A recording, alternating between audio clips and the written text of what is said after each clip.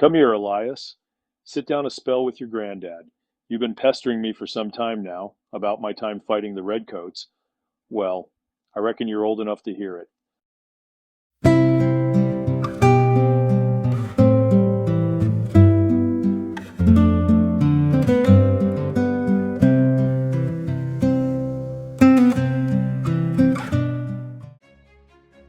After we whipped the French and their heathens in 1763, we figured we'd seen the last of soldiering. It cost us plenty, but we thought we bought security for our families. Well, it was not to be. No sooner had the fighting ended than old King George began hemming us in and laying on new taxes. We had always taxed ourselves. Free Englishmen ought to have a say before another man lays his hand upon their purse, and Parliament knew full well we had no voice there. Now those fellows over in Boston got into some mischief. Before long, the king shut down Boston Harbor. Why, the city lived by trade. They'd soon be paupers. George even sent some 7,000 redcoats to settle things down. Then came the final straw in April of '75. They sent out about 700 regulars to steal our gunpowder and cannon at Concord, Massachusetts. Around 70 brave Massachusetts Minutemen stood against the whole lot at Lexington.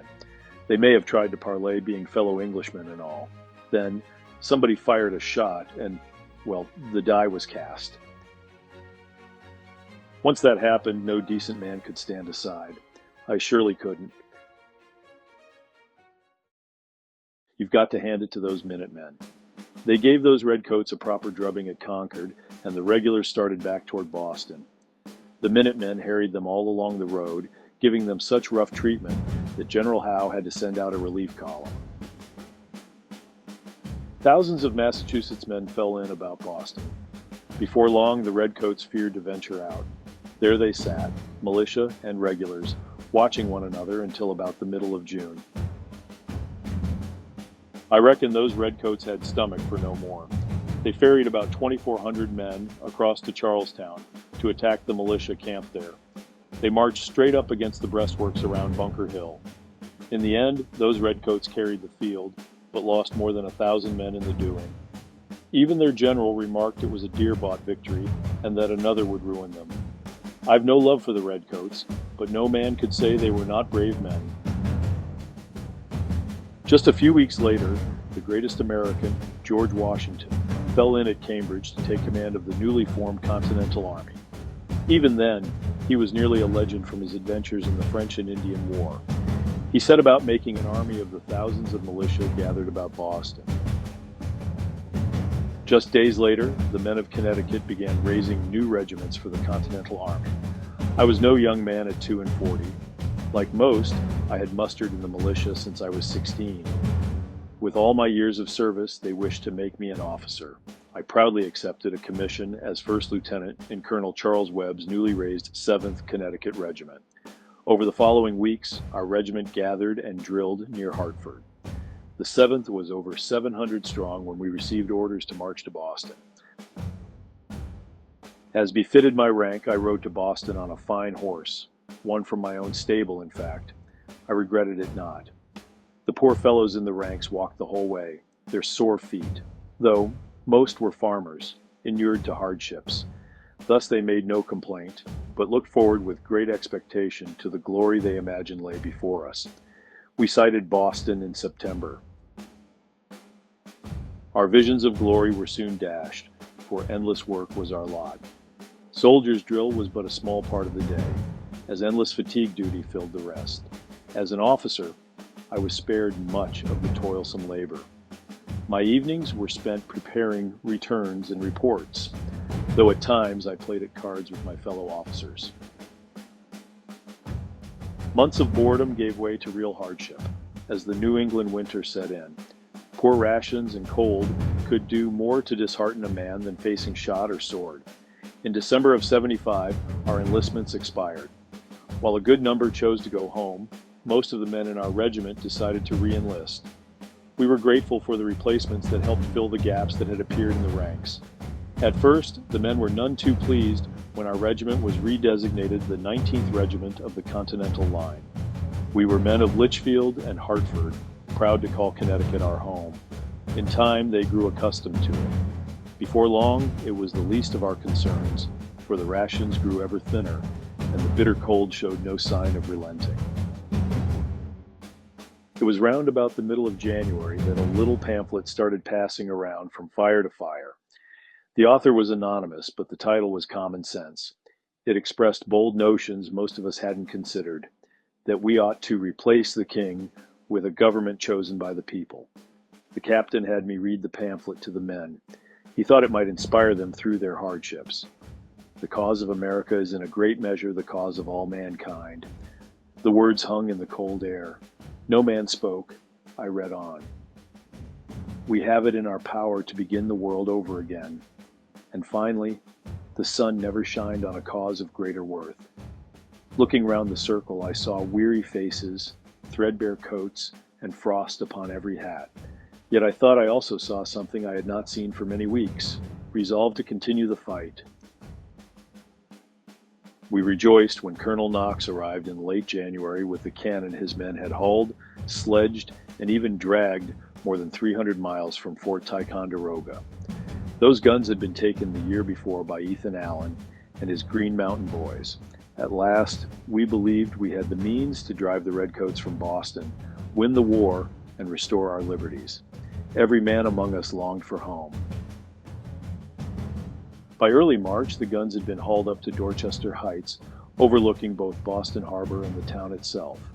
The batteries were strongly fortified through the labor of countless hours, and it was plain that the guns aboard the King's ships could not reach them, nor were the Redcoats eager to storm such formidable breastworks by land. The Redcoats' generals were no fools. Rather than risk the ruin of their army in a costly assault, he chose to abandon Boston in the middle of March. Nearly 9,000 British soldiers, together with more than 1,000 Tories, sailed from the harbor for Halifax. After long months, the siege of Boston was broken, giving America her first great strategic victory.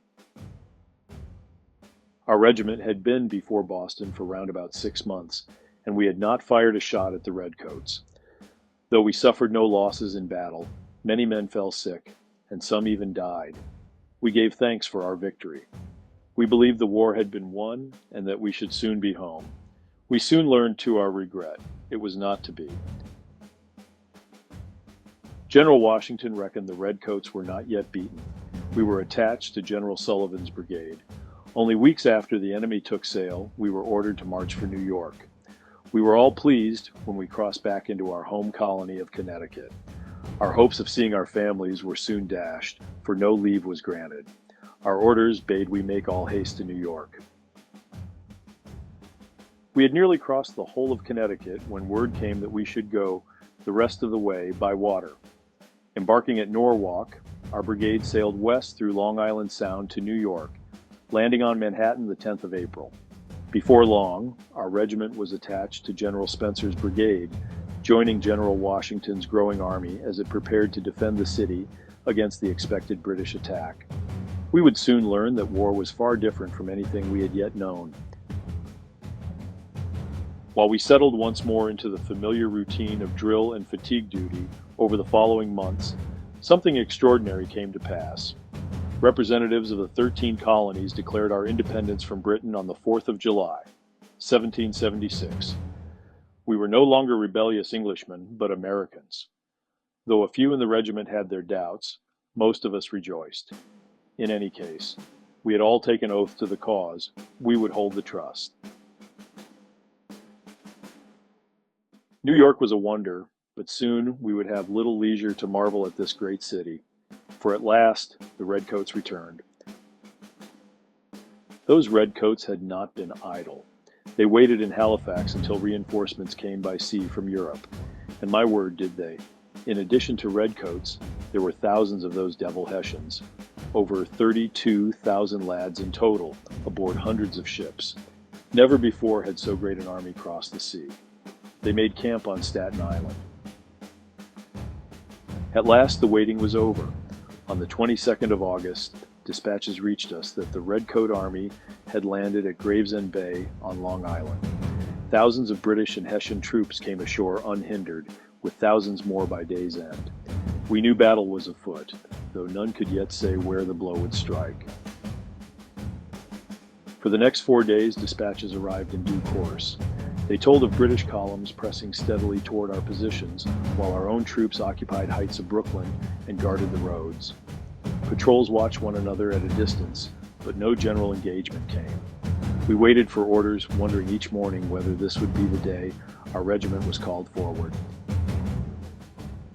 At daybreak on the 27th, the silence was broken by distant cannon.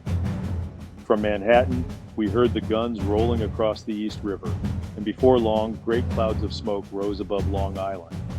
Every report that reached us grew darker than the last. It was a miserable thing to stand idle while our countrymen fought without us, and I do not believe there was a man among us who did not wish he were in the line beside them. Only afterward did I learn how the battle had been lost. Nearly 20,000 British and Hessian troops marched against about 10,000 Americans. Before dawn, our boys had been flanked by way of Jamaica Pass, striking where our commanders least expected him. Once our flank gave way, the outer defenses could no longer be held. We also learned that stubborn rearguard fighting bought precious time for much of the army to escape into the Brooklyn Heights fortifications before the enemy could block our retreat. Our loss that day was grievous. More than 2,300 Americans were killed, wounded, captured, or went missing. Yet the Redcoats had failed their greater purpose. We had been battered, but not been destroyed.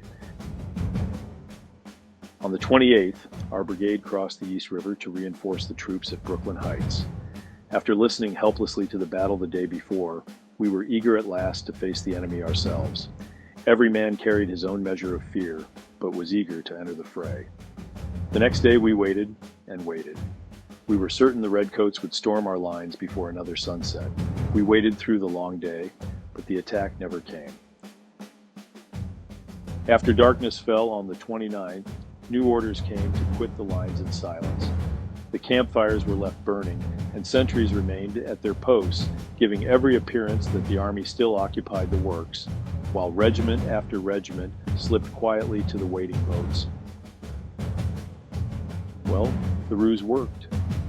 By sunrise on the 30th, every man had crossed safely to Manhattan. Our regiment come within sight and sound of our first real battle, yet never fired a shot. I confess I was disappointed. A soldier does not enlist to watch others fight his battles for him. September opened after the escape from Long Island. We wasted no time marching north with the main division to gain some respite from the Redcoats.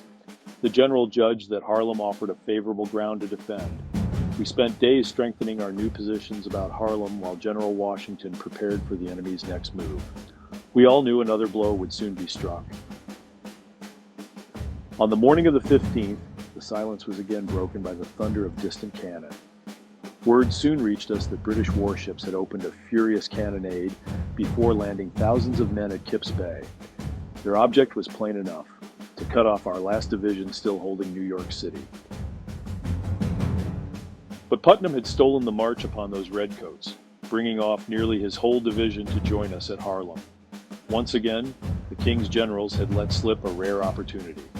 Before another day had passed, the whole army stood united upon Harlem Heights. We had scarcely closed our eyes after the last of our army reached safety onto Harlem Heights. Before first light, the drums roused the camp.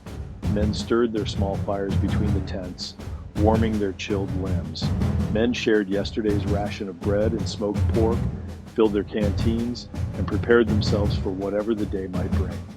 Few words were spoken. Every man knew the Redcoats lay only a short march away. As dawn gave way to morning, the men settled into quiet purpose. Flints were checked, locks tested, ammunition counted out, and carefully put in cartridge boxes. I walked the line, seeing that every musket was ready. I spoke encouragement to the men, practical, divine, or bawdy, each according to their temperament. I had gotten to know them well over these many months, and knew what each needed to steady their nerves. No man would admit it, but we all carried some measure of fear in our hearts. It was my job to stoke the fire of their courage to burn brighter than that of fear. Soon the assembly beat called us to formation. Before long, the distant crack of musket fire told us the day had begun. The sun climbed steadily as we stood beneath our colors awaiting orders. I had the men drink their canteens dry while there was still time. Then I sent a few back to camp to refill every one of them. Soon enough, there would be no leaving the ranks. The waiting was often harder than the fighting. Men shifted their feet, adjusted their gear for the 10th time, and checked flints they had already checked twice or more before. All the while, the distant thunder of cannon and the sharp crack of musketry drifted toward us on the breeze. With every passing volley, we knew the fighting was drawing near. Then we saw them in the distance. The redcoats were advancing toward us. At first it was just skirmishers, but their numbers were growing. I reckon that's where the general decided on a bold plan. Along with several regiments, we were ordered to advance to crush the oncoming redcoats. We lit off a tremendous volley, and like the captain, I led from the front with my sword held high. I felt like a bit of a darn fool without a musket to fight with, but that's the way of it for officers. It didn't take long before the crack of musketry had my ears ringing. The smoke was thick, making my eyes burn. I was near deaf and blind. Suppose we all were. We advanced in good order, pushing those redcoats before us. It is most difficult to describe what battle is like to one who wasn't there. Every instant seemed to last an age, yet every hour flew by faster than could be reckoned. I felt fear, hope, resolve, and anger all at once. I pray to the Almighty, boy, that you never have to face it. Now, where was I? Oh yes, Harlem Heights was one of those battles that is hard to describe. We showed we could stand up to the redcoats and drove them off the field. Our losses were mercifully light. I am proud to say that our own 19th Regiment acquitted itself well. Harlem Heights had restored our spirits, yet it could not keep us upon Manhattan Island. So long as the King's ships commanded the Hudson and the East River alike, General Washington knew General Howe might land above us and cut us off from the countryside. Rather than await such a stroke, Washington led the army north into Westchester, where the roads to New England and the Hudson Highlands lay open. From here, the army might yet march where occasion required. By the latter part of October, 1776, near 5 weeks had passed since the fight at Harlem Heights. Both armies numbered around 13,000 men. For near a week, we seemed forever striking our tents, shouldering our packs, and taking up new ground. No sooner had we begun to settle than the order came to move again. Both armies sought the stronger position for the coming battle, whilst pickets and patrols ranged the country between us. At last, on the 28th, Howe made his move. Rather than assault our main line, which was very strongly placed, he threw the weight of his attack against Chatterton's Hill, an advanced position before the right of the army. Washington ordered our brigade commander forward with several regiments to strengthen the defense of the hill, our own 19th Regiment among them. We crossed the Bronx River by a shallow ford with marshy ground on either side. The mud pulled at our boots, and the marsh stank like rotting corpses. After moving up the near side of Chatterton's, we engaged our enemy. We gave as good as we got, meeting their advance with steady volleys, yet their numbers continued to grow. Seeing no advantage in sacrificing the men to a lost cause, General McDougall ordered us to retire back to the main line. We had become expert in retreating in good order. The Redcoats won Chatterton's Hill, but our own army still faced the enemy, and we retained the stronger ground. For several days, the two armies remained facing one another. Howe made no attempt against our main position, perhaps judging the ground too dear a price to carry by assault.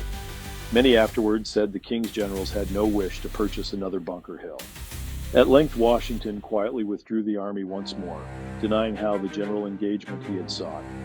Our own 19th Regiment had come through the action with but light loss, and before long we found ourselves once again upon the road. Before we crossed the Hudson River into New Jersey, our army was divided for the defense of the lower river valley. General Lee remained east of the Hudson, with nearly 7,500 men. General Heath guarded the highlands on the west with another 3,000. 1,200 men still held Fort Washington from before Harlem Heights. The general retained only a few thousand men under his personal command. He reckoned more troops would join us where we were bound. As the enemy gathered against Fort Washington, we sent additional regiments across the river to strengthen the garrison. On the 16th, the British stormed the works from several directions. Before the day was done, the fort had fallen. Nearly 3,000 of our fellows were taken prisoner.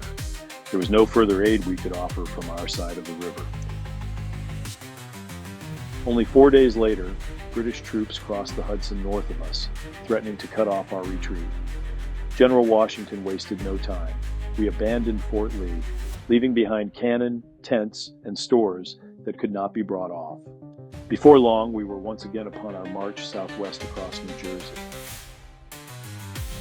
The enemy pressed us hard, yet never quite caught us.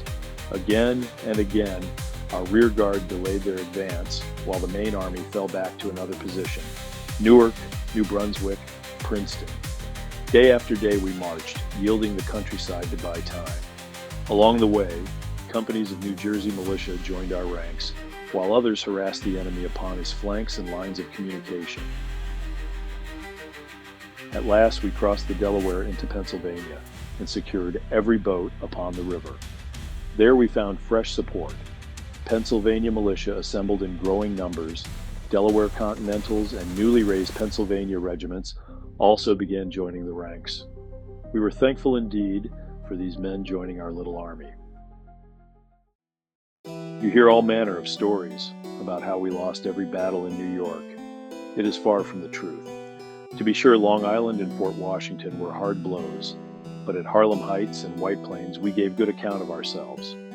Also, all through New Jersey, the general repeatedly outfoxed the king's men. We gave ground, but we put the redcoats to hurt, and they never managed to defeat us completely. People also say that near 20,000 men were killed or deserted in the campaign. What they fail to recognize is that the general had left the greater part of the army behind to defend New York.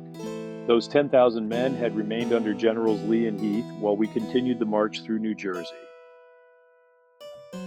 Our greatest enemy was no longer General Howe, but the calendar itself. Men who had served since the beginning of the year would soon see their enlistments expire. Many were worn to the bone and longed for home more than they wished to continue the struggle. Unless the veterans could be persuaded to remain, the coming year might begin with scarcely enough soldiers to keep the army in the field. The general knew time was running out.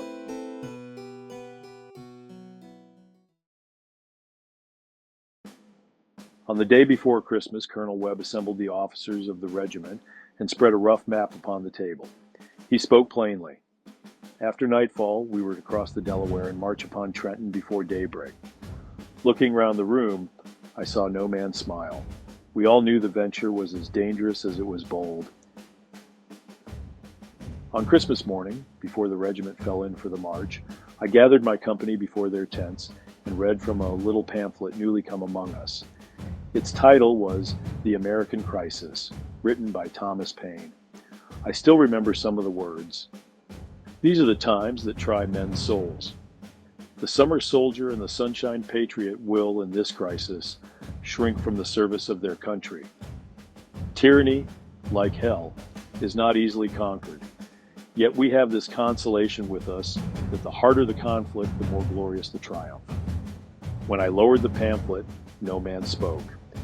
The men who had marched with me from our homes to Boston, New York, New Jersey, and now Pennsylvania, had borne many hardships. I thought I saw in every face a renewed resolve. I stepped aside, and the captain stepped forward to address the company. Men, have your arms clean, your cartridge boxes full, and be upon the river before dusk with all your kit. We cross tonight. It is time we gave those Hessians a proper drubbing. After nightfall, we embarked upon the Delaware. The wind cut through us, and great cakes of ice drifted with the current, delaying our passage. At length we gained the Jersey shore, though many hours behind the general's design. We turned our faces toward Trenton and marched into the darkness. We reached the outskirts of Trenton well after first light, cold, weary, and many hours behind plan. Before advancing, the officers were quietly informed that the other two columns had failed to cross the river. Our 2,400 men would have to suffice. The general gave the order to advance. Our brigade entered the town as musket fire broke out on every side. The Hessians recovered quickly from their surprise and offered a stout resistance, but our regiments pressed steadily forward, driving them from street to street until their line began to give way. At last the firing ceased, and the Hessians laid down their arms. Nearly 1,000 prisoners with cannon, muskets, and much-needed stores fell into our hands. As we crossed the Delaware back to Pennsylvania, weary as ever, but with victory at our backs, I saw smiles upon faces that had forgotten how to smile. For the first time since leaving New York, we believed the cause might yet be saved. Our victory at Trenton heartened the entire country, yet the campaign was far from over. Though many enlistments had expired, enough good men chose to remain that the general resolved to face the enemy once again. After only a few days' rest in camp, we crossed the Delaware back into Jersey on the 29th. During the days that followed, fresh militia and Continental troops joined daily from Pennsylvania, while we officers spent many an hour persuading good soldiers whose enlistments had expired to remain with the Army just a few days longer. Our patrols watched every road to the north, and small parties were sent out to trouble the enemy wherever they might be found. By late morning the next day, we had over 3,000 veteran Continentals and nearly 4,000 raw militia. On the second day of January, our scouts brought word that General Cornwallis was advancing from Princeton with over 5,000 men. We sent forward skirmishers to contest his march, slowing their advance. By the time our main force withdrew through Trenton and formed our line beyond the town, the enemy had marched many miles and the winter day was nearly spent. Yet Cornwallis was keen for battle. 3 times the British advanced against our position, and 3 times our fire drove them back. When darkness fell, we still held the crossing. Every man expected the battle to begin anew with the morning light. Long after darkness had fallen, fresh orders passed quietly down the line. We were to leave our fires burning and quit the field without a sound. Several companies remained behind to tend the fires and maintain the deception. Some of the men grumbled at marching again after so long a day, but I quickly hushed them. Blankets were wrapped about the wagon wheels, no drum was beaten, and scarcely a word was spoken above a whisper. We marched through the frozen night to Princeton. By the first light of the 3rd day of January, we had marched many miles through the frozen darkness. Before long, our scouts reported British horse ahead, and the regiment halted while the officers dressed the ranks. We had scarcely begun to move again when musketry echoed across the fields before us. None of us yet knew what force lay beyond the rise, only that the battle had begun. The order soon came to advance at the quick step. We pressed forward through the winter fields, the smoke growing thicker with every step until at last the enemy came into view. The redcoat line gave way only stubbornly, yielding the ground from fence to orchard and from orchard toward the town. By the time our regiment reached Princeton, the redcoats were already in retreat, leaving Princeton. We captured much-needed cannon and supplies. We reveled at 2 victories in so short a span. Only after the battle was won did I learn how narrowly the morning had hung in the balance. Those nearest the opening of the battle told how our first line had given way before the British charge. General Washington seized the moment to personally rally the retreating men, calmly riding within pistol shot of the enemy. His exhortation restored every man's courage. Miles behind us, outside Trenton, Cornwallis mistook the sounds of cannon for the opening of his own attack upon our abandoned camp. By the time he learned the truth and hastened toward Princeton, we had gathered our prisoners and what stores we could carry, and were already upon the road to Morristown. After Princeton, the 19th Continental passed into history. I was a weary man. For 18 months I had scarcely known a day's rest, and more than once I had wondered whether I had strength enough to begin the whole business anew. I looked forward to seeing my family again, and had resolved that my soldiering was at an end. But before I departed camp, my brigade commander spoke with me. Congress was raising a new army, he said, and Connecticut would need experienced officers to recruit it. Rather than re-enlistment, a limited recruiting furlough would carry me home. I accepted. Farewells in the company were brief, but heartfelt. The men who determined to stay held no ill will towards those who chose to depart. They knew the hardships and danger that lay ahead, and did not begrudge our choice of home. I wasted no time in packing my few belongings and beginning my long journey. Left alone amid my thoughts, I reflected upon my battles and lost comrades.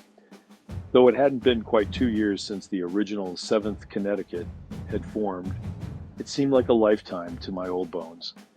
Yet I was certain that the outcome was far from determined. After a few weeks' travel, I was home. My family welcomed me with warmth and gave thanks for my safe return. I enjoyed a few days of rest and reacquaintance before duty called me from my hearth. My recruiting duties soon began in earnest. I rode from town to town, addressing men wherever they assembled, in meeting houses, private homes, and even after the Sabbath service.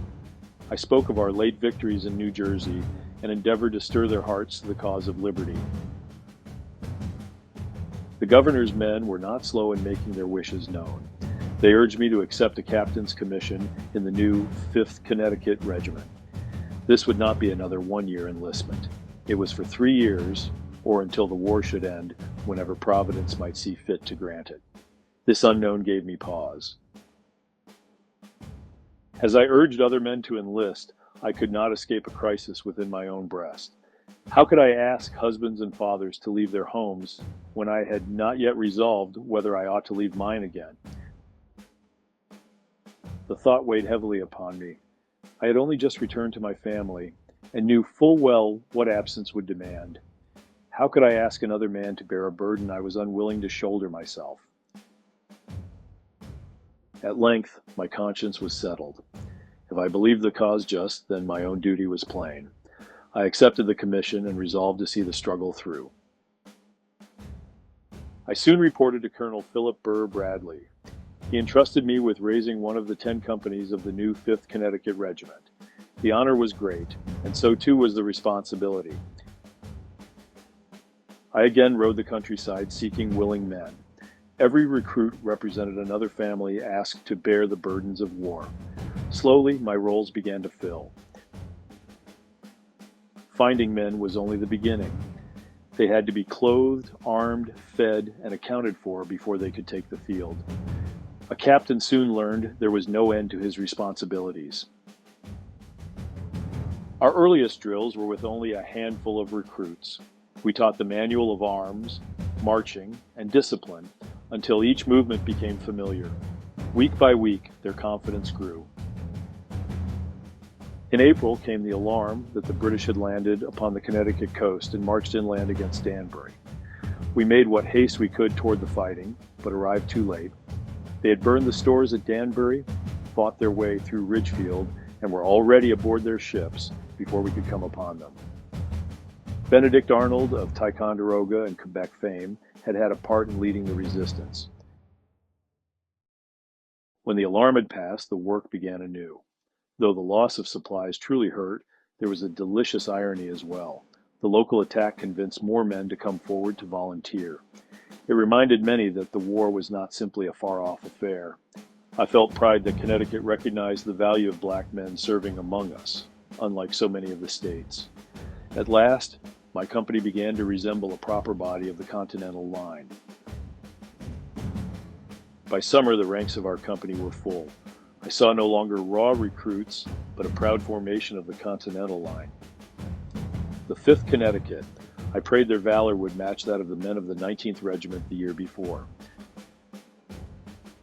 At last our regiment took the road. We marched westward to where the Hudson River passes through the highlands north of New York City. There we joined the growing army charged with observing the redcoat garrison below while guarding that vital river. Should the enemy gain possession of it, they might divide New England from the rest of the states. Now the Continental Army had not been idle. Throughout the summer, they had jousted with the Redcoats throughout New Jersey. In September came word that General Washington had been defeated at Brandywine. He thereupon ordered reinforcements from the Highlands. We were proud that 6 Connecticut regiments were chosen, ours among them. With all haste, we marched south to reinforce the army in Pennsylvania. By the close of September, nearly 3,000 men of Connecticut had joined General Washington's army in Pennsylvania. Our brigade was assigned to Major General Nathaniel Greene's division. General Washington resolved to drive the Redcoats from the city. The British had occupied Philadelphia. General Howe had camped some 9,000 troops at nearby Germantown. General Washington answered with characteristic boldness, leading nearly 11,000 Continentals and militia upon a night march to surprise the enemy. At dawn on the 4th of October, our army formed for battle before Germantown. At first light, the American columns reached the enemy's outer pickets, while the greater part of the British force was still in camp. The surprised outposts gave way, and the alarm quickly spread through the British camp as drums beat the Redcoats to arms. They managed to slow the American advance just long enough to allow their comrades to form ranks. Rather than the frontal assault of the other divisions, the mission of our division was to flank the enemy's right. As we heard the sound of increasing musketry in the distance, we had our own skirmish near a mill. Our lead regiments exchanged fire with the Redcoats, who were forced to give way. The plan soon began to unravel. 3 divisions marched around a British stronghold. The pocket of Redcoats held on in the rear of the American advance. At first this was a disruption, but soon it crippled the ability of 2 divisions to effectively engage their opposites in the British line. At length, Conway's division came up with the enemy's main line and pressed the attack with spirit. Our division reached the right flank of British lines and vigorously swept them before us. Before long, the enemy's numbers increased. Unsupported by the main American force, we were compelled to yield the ground we had gained. By afternoon, the momentum was spent. Our columns had become scattered, ammunition ran low, and the enemy still stood firmly against us. General Washington wisely declined to renew the attack. Though Germantown remained in British hands, and we had not freed Philadelphia, our army withdrew in good order to fight another day. Though much disheartened by our late defeat, we soon had dispatches of a great victory over the British near Saratoga in New York. A whole British army had surrendered, and you wouldn't believe it. Our old hero Benedict Arnold rode into the hottest of the fire with uncommon spirit, rallying the men and carrying them forward in a charge so fierce that the enemy's line gave way before them. That news put new heart into us. We afterwards learned that it was the victory at Saratoga which persuaded France to take our part in the war. Winter set in early that year of 1777. After our failure to liberate Philadelphia, there was nothing to do but retire to winter quarters. The general chose a quiet area called Valley Forge, just over 20 miles from Philadelphia. This location allowed us to keep an eye on the Redcoats occupying city, as well as draw supplies where possible. The Redcoats were warm, dry, and fed in Philadelphia. We first built huts in which to live, escaping the worst of the cold at night. Supplies were scarce and we regularly missed meals. All manner of clothing was in short supply to replace that worn beyond use. Aside from camp routine, we regularly scouted the region between Philadelphia and our camp to ensure the Redcoats did not launch a surprise attack. A man who claimed to be a Prussian noble and veteran of the 7 Years' War had volunteered to join our cause. His name was Friedrich von Steuben. The general put him to work, drilling our soldiers to increase the efficiency of our battlefield maneuver. Before we left Valley Forge, the army was newly arranged. Our regiment was assigned to General Huntington's Connecticut Brigade, and we took our place once more among the Connecticut line. Though men did die and desert during that harsh winter, the army emerged in the spring as a hardened and more effective army, ready for the coming campaign. When word came that the British had abandoned Philadelphia, we struck our camp without delay. Though some of the general's officers urged caution, General Washington resolved to pursue. Once more we crossed the Delaware into New Jersey, determined to bring the King's Army to battle before it could escape to New York. For several days we pressed after the enemy beneath a merciless June sun. We knew General Lee had gone ahead with the advance corps, while the rest of us followed close behind with General Washington. Then, sometime before midday, the distant boom of cannon reached our ears. We knew the battle had begun and quickened our pace. Before long, men began streaming back toward us in growing confusion. They told of General Lee's advance giving way before the British counterattack. Then General Washington himself came galloping to the front. His voice carried plainly above the tumult as he rallied the retreating troops and ordered regiment after regiment into line. Our brigade hurried into position upon the heights beside General Knox's guns. We stood ready to meet the redcoats in the open field. The fighting raged through the long afternoon beneath a blazing sun. Cannon roared without ceasing, and the smoke hung so thick across the fields that, at times, we could scarcely make out the British line. Again and again they pressed against our position, yet each assault was driven back.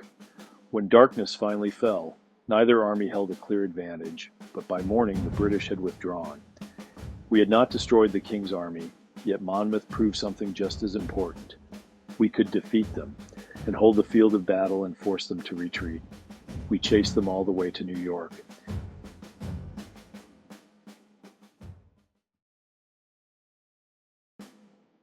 After a very fast march following Monmouth, we found ourselves once again encamped at White Plains by the middle of July. It was there nearly 2 years past where we had stood against the Redcoats in battle. The enemy remained in New York City. Though no man could say where the next campaign might lead, we knew the river and the strong works at West Point must be held, whatever else the war might bring. Not every officer's service was spent in camp. As a senior among the captains, I soon found myself ordered to detach duty at Waterbury. There I devoted much of my time to raising recruits and seeing to procuring stores as required by our regiment. I was grateful that I could occasionally visit hearth and family when duty afforded the opportunity. For many months, Washington's men watched the King's Army about New York, though the Redcoats seldom ventured far beyond their camp. Our boys kept themselves ready, expecting each day that one army or the other would at last offer battle. But nothing beyond minor skirmishes developed. Though I remained on detached duty procuring stores, the rest of the regiment went into winter quarters at Reading in November. When the snows had passed in spring of '79, the regiment returned once more to the Hudson Highlands. Our charge was the defense of West Point and the great river itself, for whoever held that passage held the key to splitting New England and the rest of the states. Most days were spent upon patrols, escorts, and fatigue duty. It was seldom glorious work, yet every man knew its importance. In July of that year, the routine was broken for some. Selected officers and men from our regiment joined the Corps of Light Infantry for a daring attack upon the enemy's works at Stony Point. They carried the place at the point of the bayonet, with scarcely a shot being fired. Though I took no part in the assault, every man of the 5th Connecticut took pride in their success. Thus our routine duties continued for well over a year, until treachery struck. Even years later, there is still one incident I can scarce lend credence, though I know it to be true. General Benedict Arnold, whose courage had been proven at Ticonderoga, Quebec, and Saratoga, and who had twice been grievously wounded in the cause of liberty, sought to betray his command at West Point into the hands of the enemy. Some said he had grown bitter at being passed over for higher command. Others blamed his Tory wife, who, they claimed, had poisoned his heart against our most noble cause. The plot was discovered that September. Whatever the cause, no grievance could excuse such villainy. To sell one's honor is shame enough. To sell one's country is beyond forgiveness. Had Arnold succeeded, who can guess the damage to the cause of liberty? As if this treachery were not enough, he turned his coat, accepting a general's commission in the king's service. His name, once spoken with admiration, became a byword for treachery. I can think of no American whose memory I hold in greater contempt than Benedict Arnold. As the stalemate dragged on, Congress proved unable to pay the soldiers with any regularity. Even food, clothing, and other necessaries often failed to arrive. Such neglect sorely tried the patience and fidelity of the men. Disputes arose even over the terms of their enlistments, and desertions became increasingly common. In the winter camps of New Jersey, the growing discontent at length broke into open mutiny. In January 1781, the Pennsylvania Division seized its artillery and marched toward Philadelphia to lay its grievances before Congress. The matter was ultimately settled without bloodshed. Those whose terms had expired were permitted to go home. Promises were made to settle the men's arrears of pay and other grievances, and the remainder returned to their duty. Within weeks, men of the New Jersey line rose with much the same grievances, hoping for the settlement granted the Pennsylvanians. This time, General Washington would permit no negotiation while they remained under arms. Troops surrounded their camp and forced their unconditional surrender. 2 of the principal mutineers were shot, and the remainder returned to their duty. Another year passed, and still we guarded West Point and the Hudson. The Redcoats seemed content to hold New York rather than sally forth to test arms with us. Our routine of escorting supplies, standing guard, and occasional skirmishes continued. Meanwhile, the fiercest fighting had shifted to the southern states. There, Savannah and Charleston both fell into British hands. Lord Cornwallis, whom we had last faced at Princeton, was the British commander. He marched through the Carolinas, fighting at Camden, Cowpens, Guilford Courthouse, and other bloody fields. Though he won several hard-fought victories, our fellow patriots under General Greene managed to avoid outright defeat and inflict unsustainable losses on the Redcoats. At length, Cornwallis abandoned the Carolinas and carried the war into Virginia, where he established his army at Yorktown under the protection of the King's fleet. By the summer of 1781, the long-awaited French army at last joined General Washington near New York, after several months encamped at Newport, Rhode Island. At first, we believed the hour had come to drive the King's army from New York City once and for all. Every man expected that the greatest battle of the war was close at hand.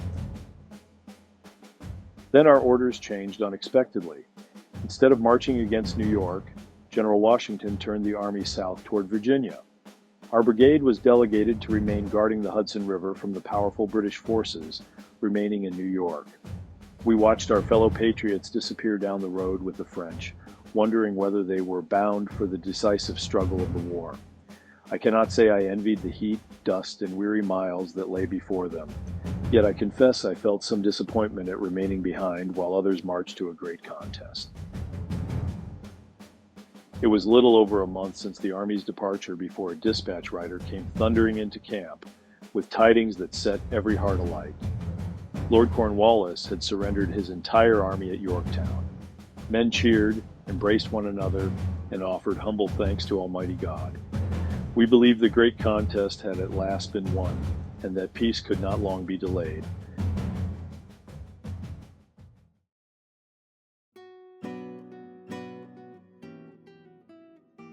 When General Washington and his army returned from Virginia in November of '81, the whole army rejoiced at the glorious victory won at Yorktown.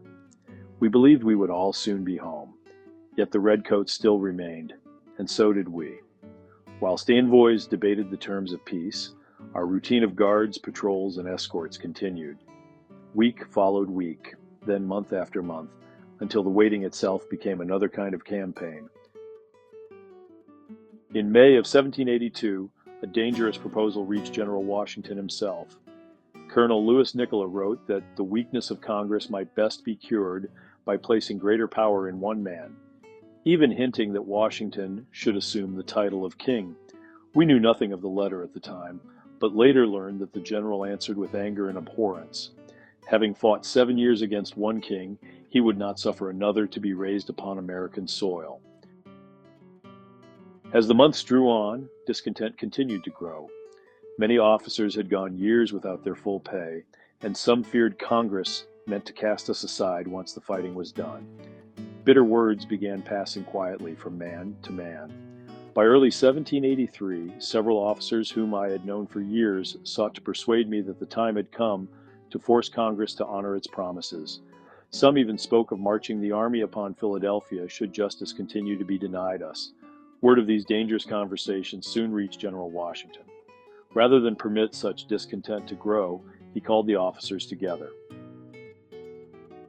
It was the Ides of March, an irony not lost upon some of us classically read. Yet unlike Caesar, the general had no cause to fear the men gathered before him. Their grievance was with Congress, not with himself. There was no ceremony as Washington entered the room. The general delivered a prepared address acknowledging the hardships we continued to suffer and the injustice of Congress' failure to meet our material needs. He urged the officers not to stain their honor or plunge the country into disorder in the very hour of our glorious victory. His words were just, yet many faces remained hard. Unmoved by his words, many officers remained steadfast in their resolve. Seeing that his words seemed not to have moved them enough, he then drew forth a letter from a member of Congress. As he prepared to read it, he squinted and muttered under his breath that the writing was difficult to decipher. He then withdrew a pair of spectacles from a pocket. Few had ever seen him wear them. "Gentlemen," said he, "you will permit me to put on my spectacles, for I have grown not only gray, but almost blind in the service of my country."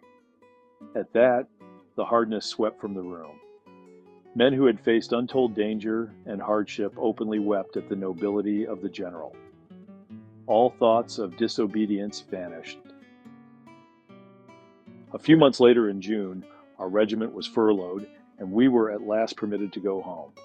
8 long years I had served the cause of liberty. My youngest boys had grown into men, and Providence granted my wife was still sound of mind and body after all of the hardship. That September, word came that the Treaty of Paris had been signed.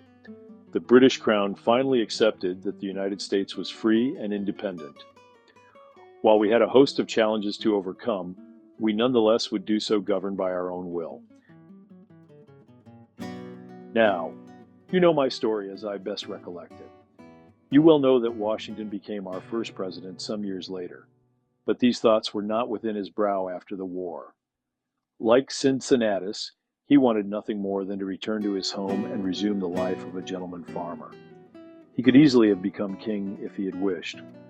Never let your children and grandchildren forget the sacrifices made by ordinary men like your grandfather and the mighty like George Washington to purchase the liberty they now enjoy.